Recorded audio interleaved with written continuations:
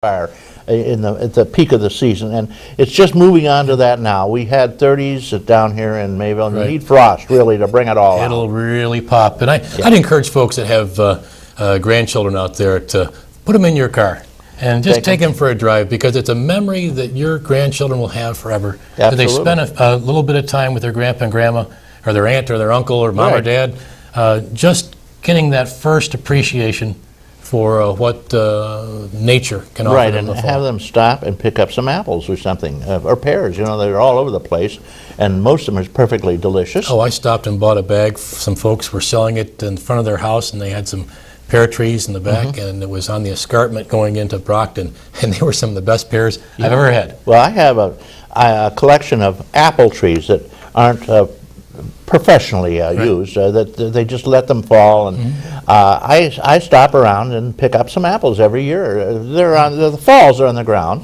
and most of them are perfectly good. If you get cut and bruised, don't take them. Just take the nice fat ones that are in good shape, and you get all colors, all shapes, all sizes, and they're the most wonderful. They haven't been sprayed with toxins usually, because they're just kind of growing thoroughly, and you fill a bucket up in a couple of minutes and give them to your kids and grandchildren, everybody. It's incredible. My mother for years made applesauce when we had our farm from the apple trees that just grew there. It was some of the best applesauce she ever had, and it actually has kind of spoiled my kids. They prefer to have that over the stuff you get at the store. So you're right, we're very fortunate. Sure, and we have the nut trees everywhere. The black walnut, the white walnut, which is also called the butternut, and there's a bunch of chestnuts here in Westfield.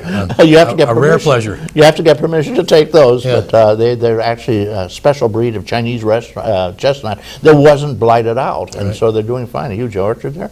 We have plenty of fresh meat coming in. It's hunting season's on. It is. And the turkey season will open shortly if it hasn't already. Very shortly. And we'll have the deer season, and everybody got a doe license just about. So well, you know, they've been measuring those a little bit over the last year or so, and it used to be a virtual guarantee. Get your license, apply for your doe tag, and you'd get one. Now they're being a little more judicious about that, and that's probably a good thing. Well, manage the herd a little bit. The auto insurance companies haven't been quite as noisy about it. If they had their way, they wouldn't get any deer. Right.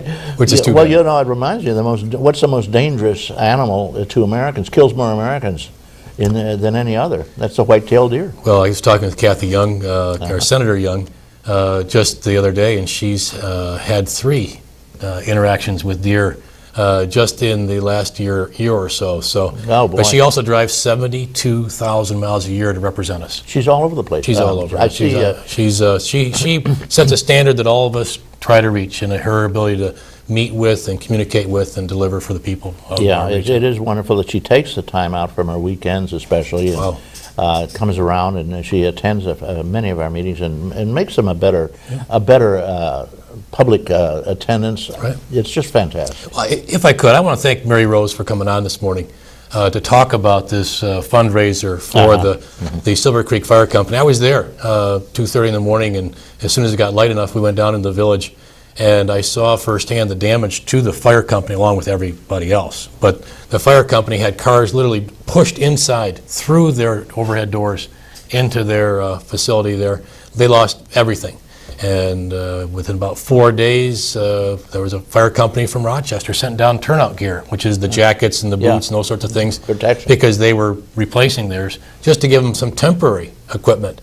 And I saw what those volunteers did. And we had we had 42 of the 44 fire companies in and around Chautauqua County in Silver Creek over the course of about 4 days. I take over the radio usually in our fire department, and in the middle of the night this call came out, send your boat to Silver Creek. And they said, we want every available boat in Chautauqua. And at first people were scratching their heads wondering what's going on over there. And then we found out, as you're saying, it was an absolute deluge. They had 15 feet of water, up to the 3rd story in some cases. Well, I have to say that I'm a firm believer in divine intervention. And but for that, we would have had a number of people that lost their lives. But part of that was certainly the first responders. They got out there. I spoke personally with 2 or 3 folks, particularly the assistant fire chief from Sheridan, who was washed off a payloader, but for the fact that one of the firefighters helped grab onto him, he'd have been somewhere out in Lake Erie. And that's the sort of decisions these folks make, men and women, every time that call goes out, and it certainly went out on August 9th. And if it wasn't for those first responders, there would have been a lot of people who lost their lives. So I'd encourage folks, it'd be great to come to the Jamboree. It sounds like just an absolutely wonderful party. But if you can't, support your local volunteer fire company, because you're right, they're the ones that are there, and you are, and you've had a lifetime commitment to the fire company, and I congratulate you for that. But they're the ones that get out there and protect us from the most tragic event, as in this flood, to auto accidents, to the fact that if you have a health concern, the volunteers are there. So my congratulations to those that are putting on this fundraiser. Yeah, I always have a bone to pick with. I cruise twice a year with my wife. And I haven't quite taken that up yet. Last time I was here, you suggested that, and I'm going to figure out a way to do that. Cheap. In the meantime, I do have a bone to pick with them, because they give, usually you include police and firemen. They only give police a discount. Now, how about the firefighters? Now, in this case, the police are paid.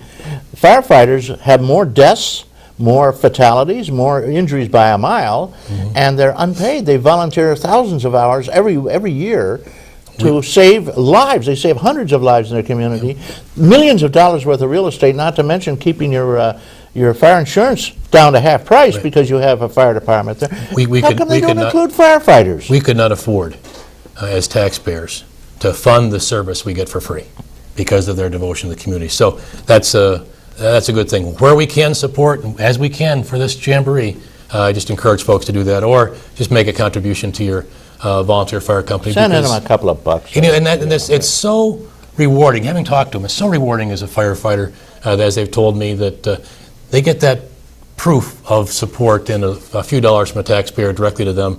That means all the difference. Yeah, exactly. Well, one of the things that, again, has been ignored is that firefighters, because they did save a lot of money for your insurance, as well as putting in thousands of hours of training and so forth, they got a tax break, which is why most firefighters are called exempt firefighters. They would not have to pay local taxes because of this. And again, the taxpayer makes a lot more money out of it because they save this. It's a bargain. That was instituted back in the umpteen years ago, and it was in Westfield as an example. Now, my figures might be perfectly accurate, but this is the way it runs all over the state. They said, look, if you have $1 million house, we're not going to give you a tax break beyond that point. But at that point, the tax was $5 back in the 1800s, $5. And of course what? They never changed that. So now your tax break is $5. Your tax exemption. Today, they never updated. We got a phone call. I'm not going to stop babbling on. Very good. But you might want to bring that up with the legislature. And incidentally, a couple of fire departments in our area, I think Fredonia is one of them, have upgraded their tax exemption maximum or cap. Good morning, caller. Thank you for waiting. Good morning. I have a question. Shoot. As a citizen of this county, some of us outlaid a lot of our own money to overcome the disaster about a month ago that devastated us through flooding, etc. And in sort of to survive, we had to outlay thousands of dollars, and then later on we had some federal help. And I was wondering if there's any way we could be reimbursed for all of the expense that we incurred immediately to continue with our life. Would you have an answer to that? Oh, sure. I appreciate the call, because it's an unusual process, and as a result, it's something that many people haven't been through before. So every chance I get to try and help people understand what's out there, I'm pleased for that opportunity. The FEMA assistance, Federal Emergency Management Assistance, is there for just this type of situation. Now, I can't claim to be an expert in precisely what's available, but I do know there's some confusion out there, and I want to try and address this if I can. To get into the FEMA system and make your claim, one of the necessary pieces that you have to fill out is a Small Business Association loan application. That does not obligate you to take out a loan. All that does is basically set out what your financial situation is, and as part of that, what your loss was as a result of the floods that we experienced throughout our county, but primarily Silver Creek, Town of Hanover, and then down in Jamestown, Carroll, and Kyanton.